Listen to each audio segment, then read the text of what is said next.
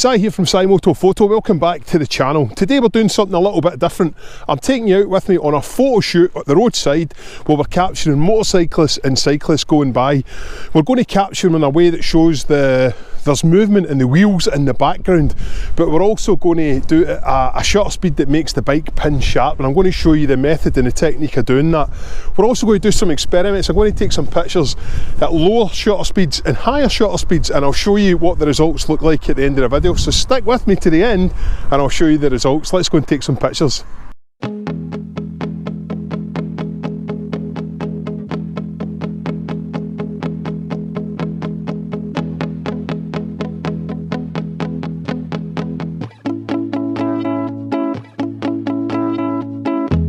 Right, so here we are, we're set up at the roadside, and what we're doing is we are waiting for motorcyclists and cyclists to pass us by on the road. Now, what we're trying to achieve with these pictures is we want to capture them at a shutter speed where you are slow enough to be able to capture some movement in the wheels and blur out the background slightly. But you also need to be fast enough where you can capture the motorcycle, the subject, really sharp in the picture. And to do that, what I do is, generally at the roadside, for maximum return in the photographs, I find a 3/20th of a second gets you a really good balance between the look you're trying to achieve, but also the maximum amount of keepers that you get. Because I've tried various different settings, and when I go sub 2/50th of a second, the photographs do look better, but the success that you get is a lot less. So you probably get about half your pictures turn out when you're at a 2/50th of a second or less, whereas you get probably 70 to 80% of them turn out when you're at a 3/20th of a second. That's how I feel. Now that's as long as you're following the right technique, where you're using the panning technique and you're using it to its fullest. You're following through all the way through, even after the motorcycle's left. But let's have a go. Here comes a bike just now. Let's have a go at capturing this one on the way by. A big wave. And we followed all the way through with that one. So basically what you're trying to do is, the pan that you're looking to achieve is, when you see the motorcyclist, you lock on with your focus, you track it into the frame just to about here, and then you capture it all the way by, but follow through even after you've finished taking the shot. And by that way, what you're doing is you're trying to keep it a really smooth motion with the camera and keep the subject in the middle of the screen, the middle of the lens. And by achieving that smoothness, you maximise the chance of getting a sharp picture with the bike. But I'll just get a look at the settings that I used. So over the years, I've tried different settings with the cameras, and I used to use manual on the camera all the time. But what happens when you use manual, what often happens when you use manual, especially in Scotland, we get a lot of cloud cover, but you get breaks in that cloud cover, which can mean that you've got a section of the road in sunlight and a section of the road in shadow. So when you pan, if you've got it in manual mode, you can't change your setting mid-shot, or I can't change my setting mid-shot, I'm not that talented. But when you pan all the way through, your pictures can look dramatically different all the way through, and it makes it even more difficult if the roads get any water or wet or dampness on it, because if the sunlight's hitting that, it will reflect, and it really throws the exposure out on the camera. So I find the best way that works for me is I use a custom setting that I've programmed into the camera, and I store it as a custom, so I've always got the same setting. And I use TV, which on the Canons is a time priority, and I set it to a 3/20th of a second. And what that will do is it'll adjust your aperture and ISO to ensure that you've got a perfectly exposed shot every time throughout the range of your pan. That's the theory anyway. The camera does get it wrong from time to time, but a lot less than you would do if you were doing it yourself on manual, meaning that I can achieve a better, smoother pan with the motorcyclists when they go past. So in the settings here, I've got my autofocus settings. I don't know if you can see that, but in my autofocus settings I've set servo AF. Autofocus is tracking. I'm subject to detect as vehicles. You can actually set it up to recognise crash helmets.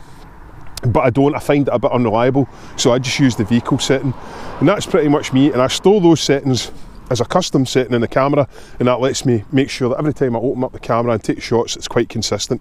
So that's the settings in a nutshell. Someone will get some more photographs of some bikers on the way by, and what I'll do throughout the day is I'll take some photographs on a 3/20th of a second, and I'll take some on a lower shutter speed, and I'll put up the pictures at the end to let you see the differences.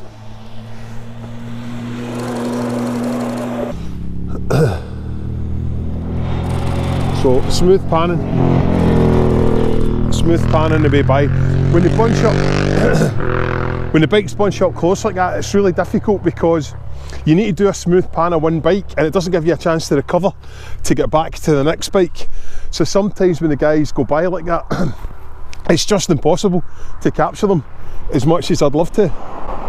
And there's a few people comment, you know, after you post pictures, oh, you got my friend but you never got me. But it's just because your camera, you've got to stay really consistently smooth with your pan, and as soon as you start chopping about to try and get another bike, it knocks the other photograph out. So sometimes it's hard, but there you go, there's the challenges that we face. Okay, so here's a bike coming, and we're just going to follow through 3/20th of a second. Let's see how we go with this one. Lovely Kawasaki. Smooth pan all the way through. Try to keep the bike in the middle of the frame at all times. And that's why it's good to stand a little bit back from the road, because when you're too close to the road, you can't get that smooth panning motion. So if you stand a wee bit back from the road and just use your zoom to go right into the subject. So I'm at a 200mm lens here, and I zoom in to just be about 125, 135, and that just lets me stand far enough back that I can do a smooth panning motion with the bike. So we'll take a couple of pictures here at 160th of a second, and we'll see the difference, how these photographs pan out.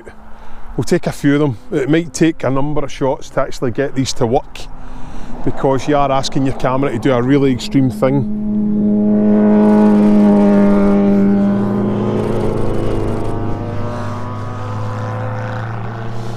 Repsol Honda, very nice.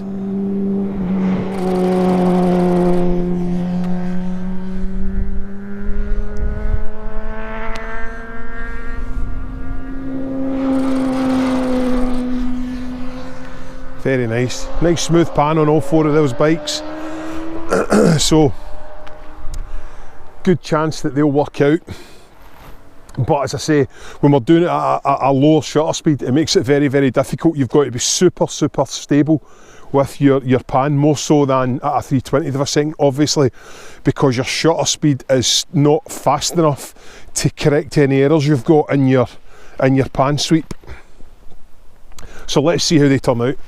And I've got the sun right in front of the lens at the minute, which is not ideal, but it moves quickly out the way. You just track on them, start shooting, and a smooth pan all the way by.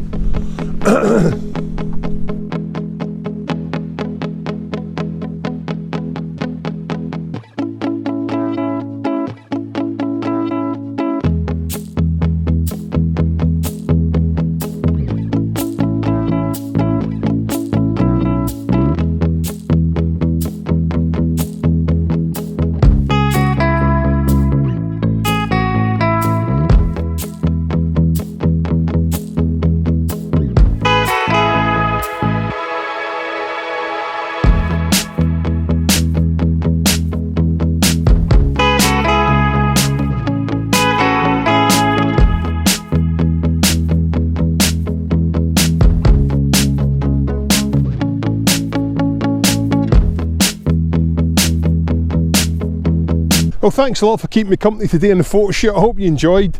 It's not the regular video that I post up, so a wee bit different. So if you have enjoyed the video, please let me know in the comments.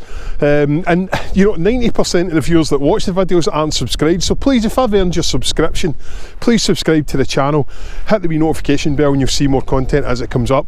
And if you've liked this photo shoot and this kind of workshop for photography, let me know in the comments. I can do more of these as well. But thanks a lot for tuning in to Sci Moto Photo, and I'll see you in the next video. Take it easy.